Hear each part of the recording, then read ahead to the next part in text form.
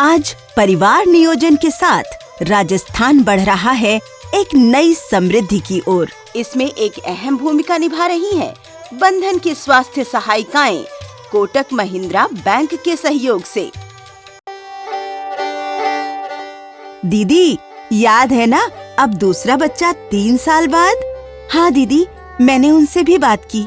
हम दोनों ने ही ठान लिया है कि 3 साल से पहले दूसरा बच्चा नहीं करेंगे। बहुत बढ़िया। पर इसके लिए सबसे अच्छा तरीका क्या होगा दीदी?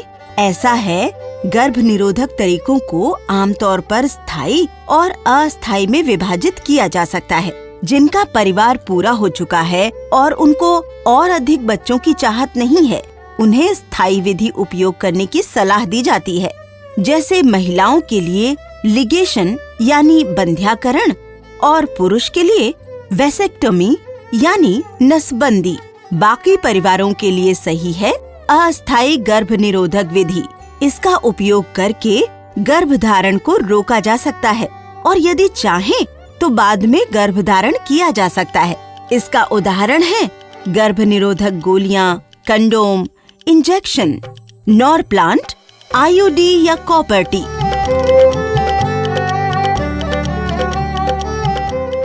इसमें गर्भ निरोधक गोलियां परिवार नियोजन का सबसे लोकप्रिय और व्यापक रूप से इस्तेमाल किए जाने वाला तरीका है। इसके कुछ कारण हैं, जैसे ये बहुत प्रभावशाली है, ये माहवारी को हल्का और नियमित बनाता है, इसके दुष्प्रभाव भी कम होते हैं, इसके सेवन से संभोग करने में कोई परेशानी नहीं होती है और यदि आप बच्चा चाहते हैं तो इसका सेवन बंद करने के कुछ ही दिनों में शरीर गर्भधारण के लिए तैयार हो जाता है।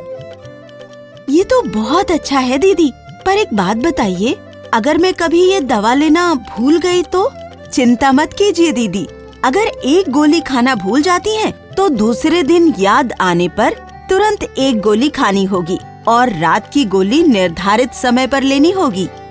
अगर आप 2 या उससे अधिक गोलियां खाना भूल जाती हैं, तो अंतिम गोली के साथ साथ रात को 2 गोलियां एक साथ लेनी होंगी और बाकी की गोलियों का सेवन नियमानुसार करना होगा, पर रिस्क मत लीजिए। इसके साथ अगले 7 दिनों तक आपके पति को कंडोम का इस्तेमाल करना होगा या पति पत्नी का संभोग बंद रखना होगा। जी दीदी, पर जिनको ये सब समस्याएं हैं, उनको गर्भ निरोधक गोलियां नहीं लेनी चाहिए, जैसे कि स्तनों में गांठ पड़ जाना या कैंसर होने पर, उच्च रक्तचाप और दिल की बीमारी होने पर, यकृत यानी लिवर की बीमारी होने पर और 35 साल से अधिक उम्र होने पर।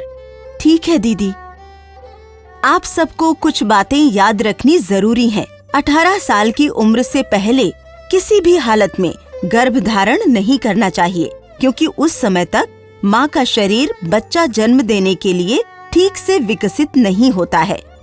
35 साल उम्र के बाद गर्भधारण में कई तरह की समस्याएं उत्पन्न होती हैं, जैसे बच्चे में जन्मजात बीमारियां और बच्चे का वजन कम होना। 2 बच्चों के बीच में कम से कम 2 से 3 साल का अंतर होना चाहिए। बच्चों में अंतर होने से माँ और बच्चे का स्वास्थ्य ठीक रहता है, आर्थिक दबाव भी कम होता है और बच्चों की सही देखभाल के मौके अधिक मिलते हैं। 4 बार से अधिक गर्भधारण करना माँ और गर्भ के शिशु दोनों के लिए हानिकारक हो सकता है। हाँ दीदी, हम याद रखेंगे।